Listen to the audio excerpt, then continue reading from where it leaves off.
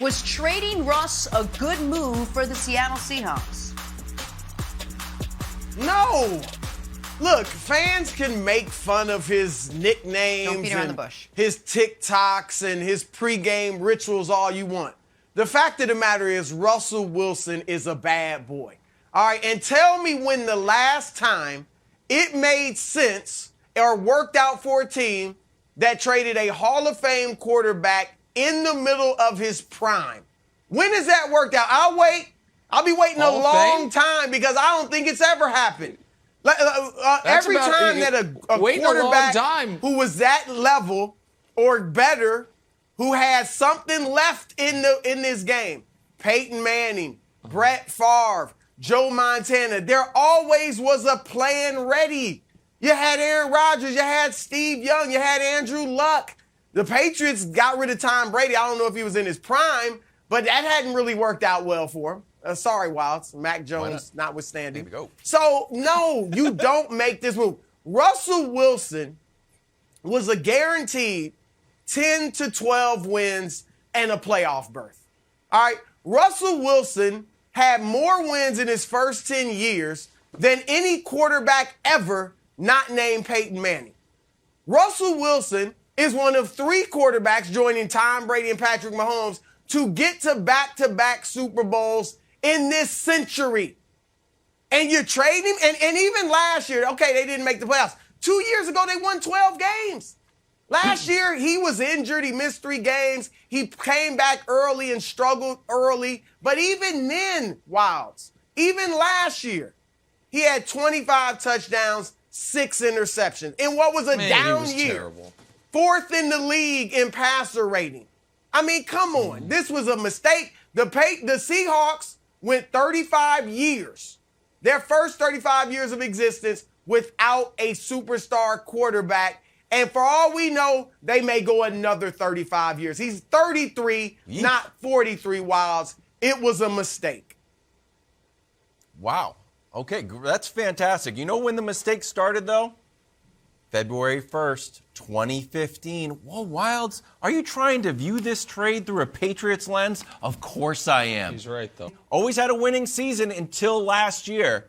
But finally, we started to get rumors of this. And Brandon helped break this story. I said, Pep, when did Brandon talk about that? He said February 9th last year. Oh, there's problems in Seattle. And then he gave it another year. And eventually, you know what?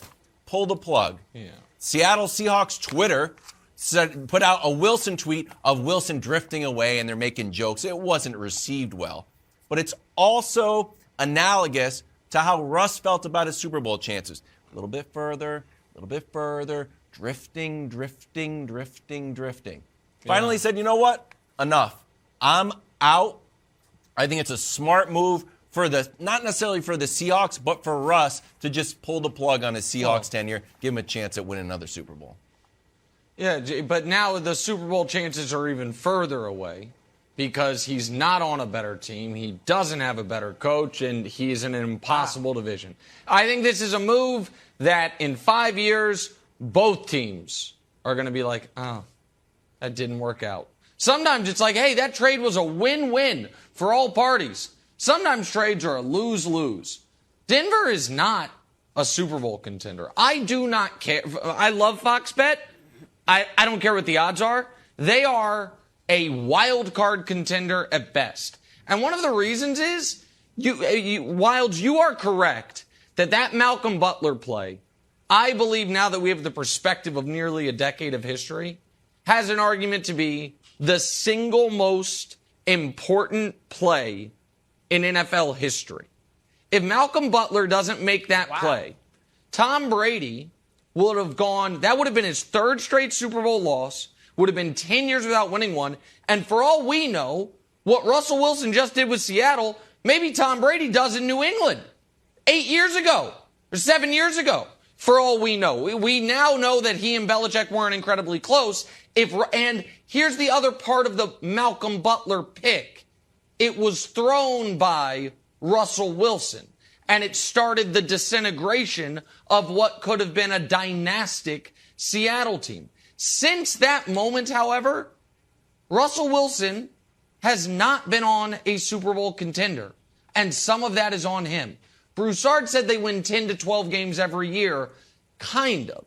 They've won 12 games once since that moment. And that year they summarily got worked in the first round of the playoffs by a John Wofford, Jared Goff quarterback team. Since that moment, Russell Wilson has won 3 playoff games. A 10-9 victory over the Vikings where Blair Walsh missed a field goal. A victory over the Eagles when McCown brother was playing quarterback after the first series. And a victory over the Lions.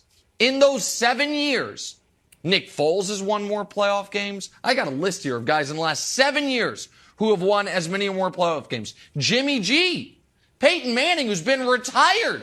Big Ben, who just retired, won as many or more. In the last 7 years, Russell Wilson has won fewer playoff games than Matt Stafford. Stafford had 0 playoff wins 90 days ago. And now he has fewer in the last 7 years than Stafford. The idea that Russell Wilson makes you an instant Super Bowl contender, no, he does not. He didn't make Seattle one. He's won 1 playoff game in the last 5 years. 1. Now we can pretend like none of it's on him, but he's going to go to Denver. His big issue with Seattle was offensive line. I don't know how much Broncos games he's been watching, but that offensive line ain't great, buddy. And Russell Wilson, who doesn't run, which last year he stopped running, is not Mr. Unlimited. He's Mr. Very Limited. Deep shots down the sideline to DK Metcalf and Tyler Lockett. That's what he is. So, no, I understand why the Broncos did it, but I think this is a move neither team's going to love 5 years from now. Well, Seattle certainly won't love it. Like I said, they chose Pete Carroll over Russell Wilson. And I don't know if it was one or the other, if it had to be that way. But Pete Carroll will be 71 in September. Pete Carroll, for all the great things he did at USC, hadn't been much of an NFL coach without Russell Wilson. Now, he's been great with Wilson. I'll give him all that credit. But without him, 6 seasons in the NFL, 2 winning seasons, 3 different teams, and that Seattle team that all of a sudden was great once Russell Wilson got there was 7-9 the year before Russ got to Seattle with Pete Carroll as the coach. So they made a mistake. Yeah. Nick, you're fudging numbers and all that, you know. Denver's going to be legit, and your boys got something to be concerned about. Well, thanks for watching. Subscribe here to get the latest from the show. Also, be sure to check out more of the best clips from First Things First, or go watch a few segments from our other shows on FS1.